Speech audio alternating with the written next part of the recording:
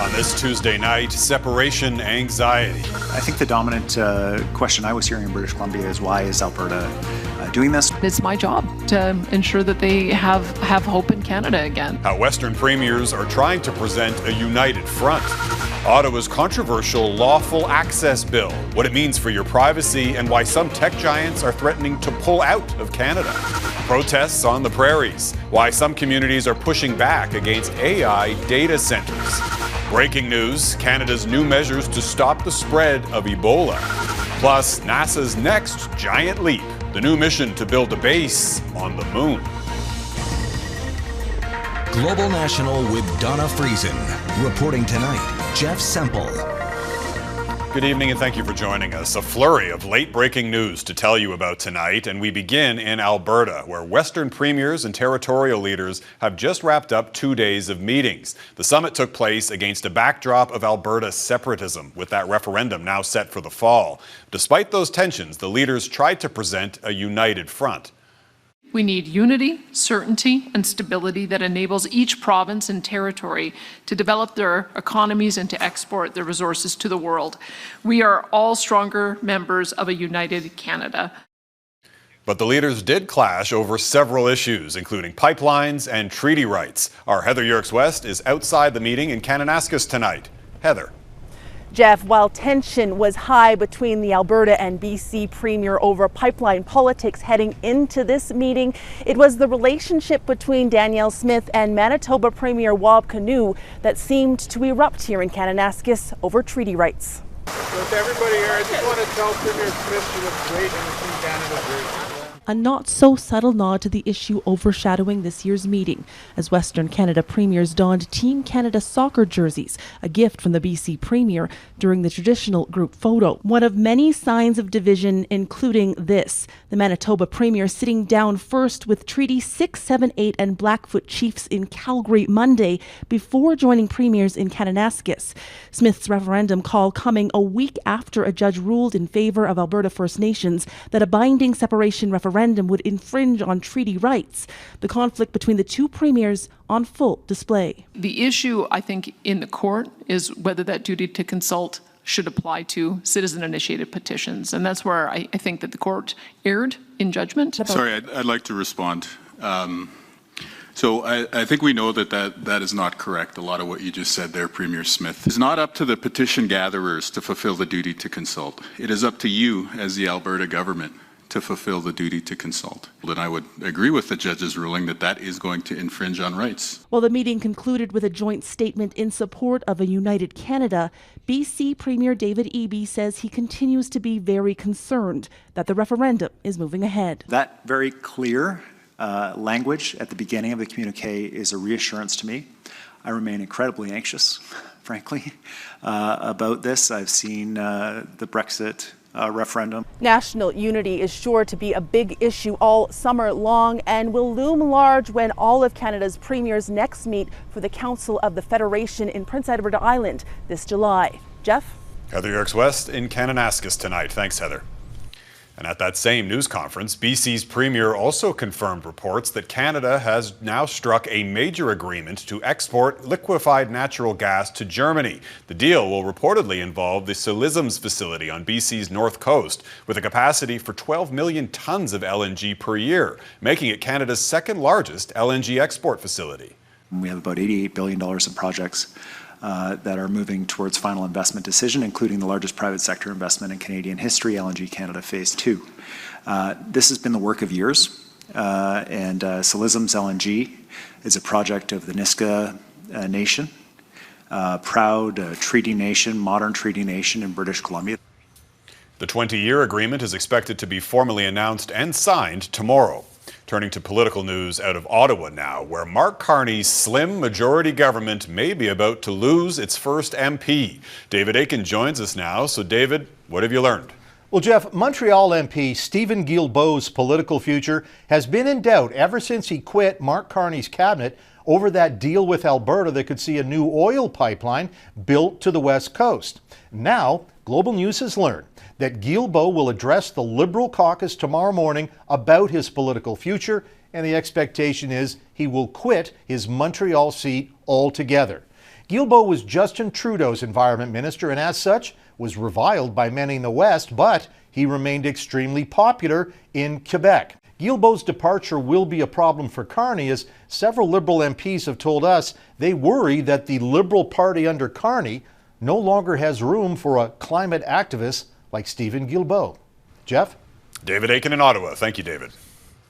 Representatives from some of the world's largest tech companies, such as Google and Apple, were also in Ottawa today to voice their opposition to proposed legislation. Bill C-22 would make it easier for police and CSIS to require firms to hand over private user data for their investigations. In response, some tech giants are now threatening to pull out of Canada altogether. Our Mackenzie Gray is following the testimony for us from Ottawa. Mackenzie. Jeff, Google and Apple are the latest tech giants calling out the Liberal government for a proposed new law that could allow police to access personal metadata that they say will put Canadians' personal information at risk. When you build a backdoor into an encrypted device, anyone can walk through.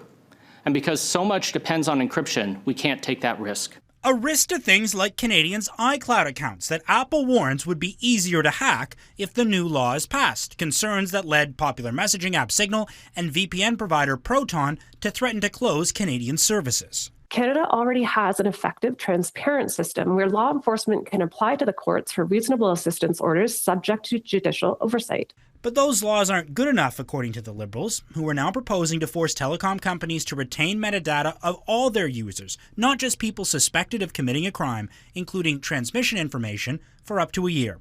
Which companies this would apply to isn't clear, since the bill calls for the Public Safety Minister to create regulations after it becomes a law, one of many cabinet-level powers. This could give the government the power to secretly force companies to redesign products to include invasive surveillance capabilities and to do so without sufficient safeguards or oversight.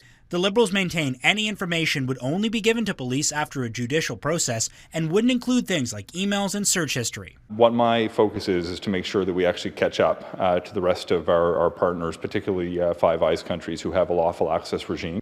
This is the Liberals' second crack at a so-called lawful access bill, the first attempt last summer, but eventually shelved after substantial backlash. But with a majority government, they could push things through despite Conservative opposition. I have very serious reservations about how quickly this process is going when we're not being given the adequate information and evidence. The new bill does have substantial changes. Originally, police were allowed to gain warrantless access to metadata from any company or person that provided a service. But even then, the Privacy Commissioner is now calling for multiple additional amendments. The longer you keep information, the more there's a risk in terms of privacy breach. If this bill passes, it puts European companies that operate in Canada in a challenging position, Jeff, after European Union courts have deemed the blanket holding of users' metadata is illegal. Mackenzie Gray in Ottawa. Thank you, Mac. The number of Canadians struggling with debt appears to be on the rise. A new Equifax report says insolvency rates have soared to their highest level since 2009. Insolvencies were up nearly 19% in the first quarter compared with last year. Analysts say high inflation and interest rates are leaving many homeowners unable to make their payments.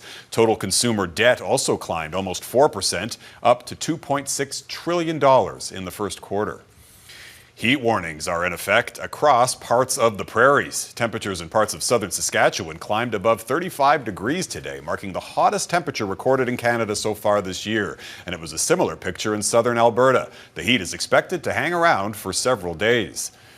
The federal government is bringing in new immigration measures to try to protect against the spread of Ebola. Starting Thursday, Canada will temporarily suspend some entry permits and documents for residents of countries at high risk of Ebola. And some travelers will also be required to quarantine. Taria Isri has the details.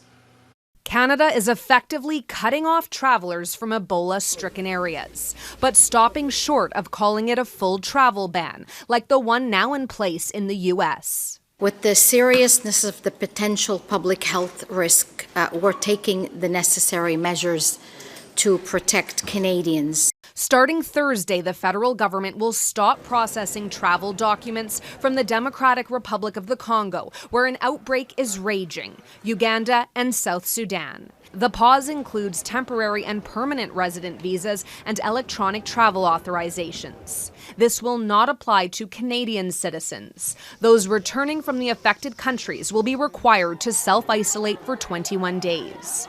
About 350 people arrive from the DRC, Uganda, and South Sudan each week, with most landing in Montreal and Toronto. Health officials stress the risk to the public is low. There have been no Ebola cases in Canada. Last week, an Ontario resident who returned from Ethiopia tested negative. All of this comes as Canada prepares to host the FIFA World Cup. We are having a big event here in Canada, the FIFA event, and we have Canada, US and Mexico that reach out to us also, and we needed to be aligned. The World Health Organization has warned against these types of travel restrictions, saying they are ineffective at stopping the spread and fueled by fear. Taria Isri, Global News, Montreal. There's renewed focus tonight on the health of the U.S. president after Donald Trump underwent another health exam at a military hospital in Washington. Trump, the oldest person ever elected to the presidency, is now 1 month shy of his 80th birthday. Like his presidential predecessor, Trump is now facing questions about his health and fitness for the country's highest office. Jackson Prosco reports from Washington. Facing scrutiny about his health, President Donald Trump returned to Walter Reed Medical Center for the third time in 13 months.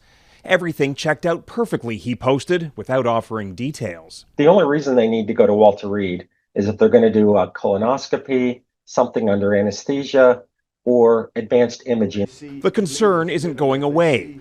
In recent months, Trump has seemed to fall asleep in public. He has appeared with visible bruising on his hands blamed on handshaking, and his ankles are visibly swollen from a common vein issue. And the president remains in excellent health. Trump has confidently proclaimed himself the healthiest president in history. Yeah, I got an MRI, it was perfect. Yep. Though he has acknowledged undergoing medical imaging while frequently boasting about repeated cognitive testing. I said, well, you know what I'm going to do? I'm going to take that test. I took it and I aced it. At nearly 80, Trump is the second president in a row to face questions about whether he's too old for the job. President Joe Biden ended his political career after just one term at age 82 over fears about his physical and mental acuity. Every human has cognitive decline that accelerates past the age of 60. Dr. Jeffrey Kuhlman worked in the White House under multiple presidents and has called for detailed cognitive screening and openness about presidential health. The reason to do it should not be political. It should be truthful. It should be transparent. Here's what we examined, and here are the results. Of course, presidents decide how much information they actually want to make public. The more questions about their health, the more concern there is about a lack of answers. Jackson Prosco, Global News, Washington. Terrifying moments trapped inside a vehicle. Coming up, how this SUV was swept away by raging floodwaters.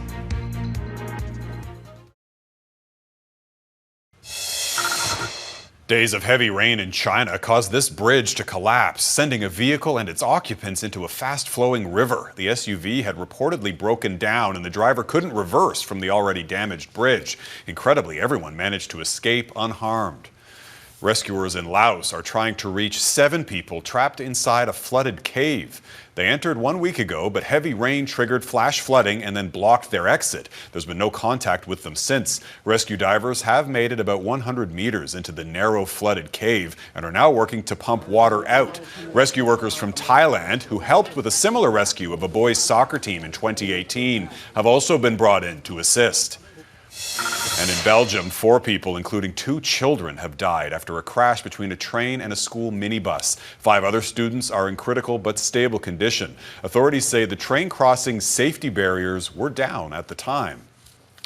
Tehran is accusing the United States of a blatant violation of the ceasefire after overnight U.S. strikes on southern Iran. That country's foreign ministry vowed to leave no act of aggression unanswered. The American military says the strikes were in self-defense, targeting missile sites and Iranian ships laying mines. As Redmond Shannon reports, the escalating violence is complicating peace talks.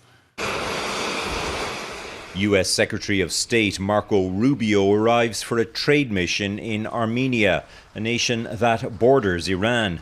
While en route, he insisted a new peace deal with Iran could be equally close. It's going to take a couple days to settle on, even down to the disagreements over a word, sentence. So we'll have to work through that. His priority for a 60-day ceasefire is also about trade, specifically through the Strait of Hormuz. The straits have to be open. Rubio's cautious optimism just hours after American airstrikes on the south of Iran. The US military says it was a defensive operation against missile sites and mine-laying ships. For its part, Iran's Revolutionary Guard claims it shot down a US Reaper drone, saying it has the right to respond to the US. This flare-up hardly a good omen. Neither is the latest statement from Iran's Supreme Leader Mujtaba Khamenei, who said that America will no longer have a safe place in the region for mischief and the establishment of military bases, adding that America's partner in the war, Israel, will move closer to the end of its ominous existence. Israel's military action in Lebanon remains a sticking point for Tehran, as are demands over Iran's nuclear program. But talks did continue in Doha between Iran and Qatari mediators Tuesday. Iran reportedly wants access to its $24 billion of frozen assets, something that would essentially be a price for fully reopening the Strait of Hormuz. Redmond Shannon, Global News, London. AI data center debate still ahead. Communities concerned over large processing facilities planned for the prairies.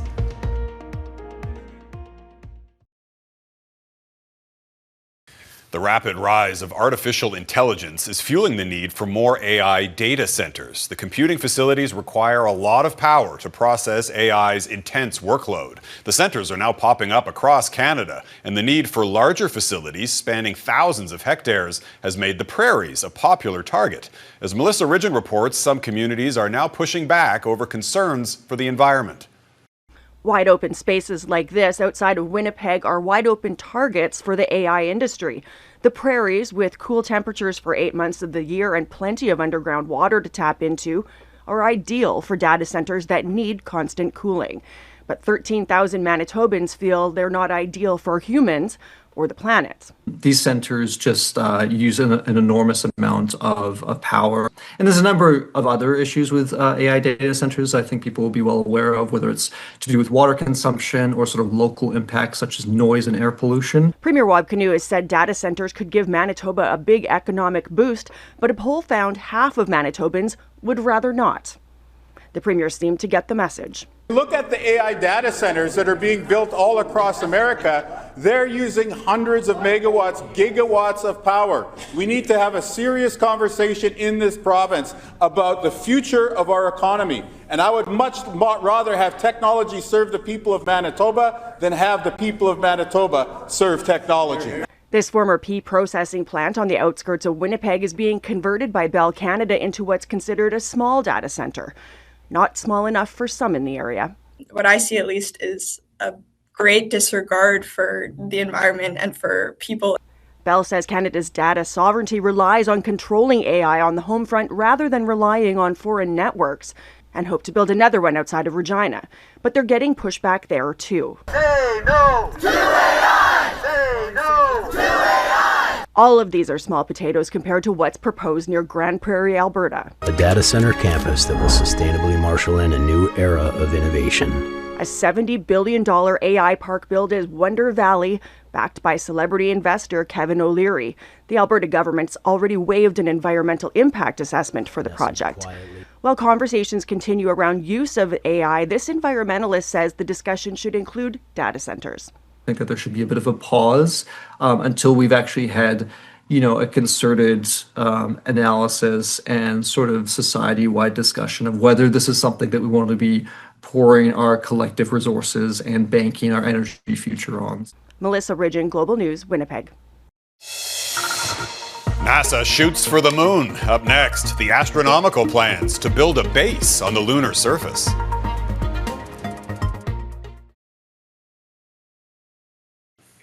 Welcome back. It's been many moons since astronauts first walked on the lunar surface, but NASA's Artemis program wants to change that. More than half a century since Apollo, the space agency is taking a giant leap forward, aiming to set up shop on the moon.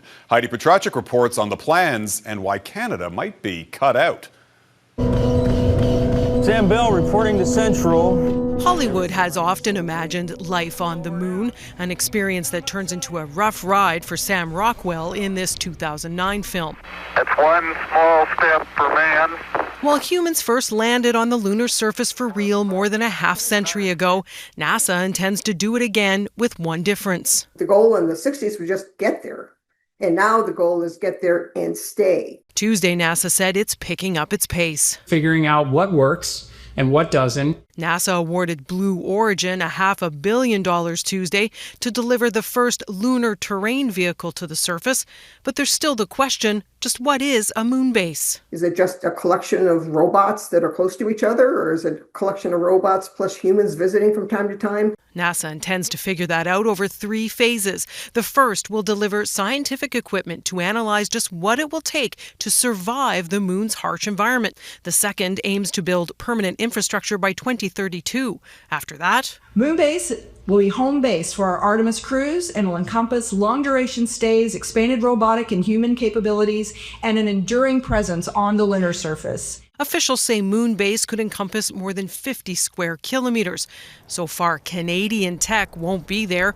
A project poised to send our first small lunar rover to the moon's south pole with NASA was scrapped in federal budget cuts. Canada, I think things are really up in the air. And so that is both exciting and a little terrifying because, we really can't miss the boat. Integrity. The momentum of Artemis 2 is boosting NASA's plans for what it calls humanity's first lunar outpost. Heidi Petracek, Global News, Halifax. And that is Global National for this Tuesday. I'm Jeff Semple. Tonight's Your Canada is Lushes, Bight, Beaumont, North, and Newfoundland and Labrador. Thanks for watching. Have a great night.